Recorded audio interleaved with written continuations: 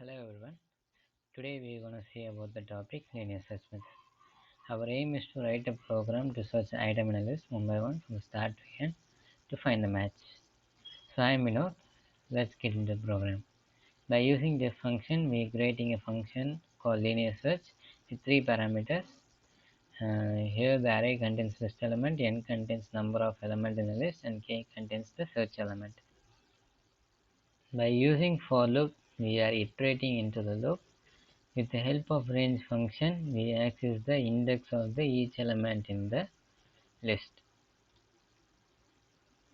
We are using if statement to check the condition for every element to the search element.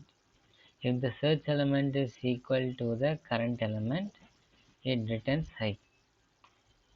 The loop repeats until the search element is found. So this is the function we are gonna call.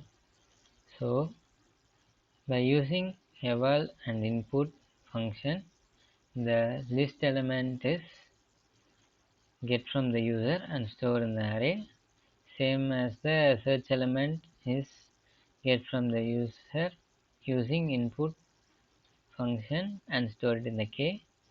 The length of the array is stored in n using len function. And an important thing in linear search, the array or list should be sorted using sort function. We are calling the function we created before and give the required parameters. So if the result equal to -1, element not found, else print the result. So this is linear search and the test case are also proved. Thank you.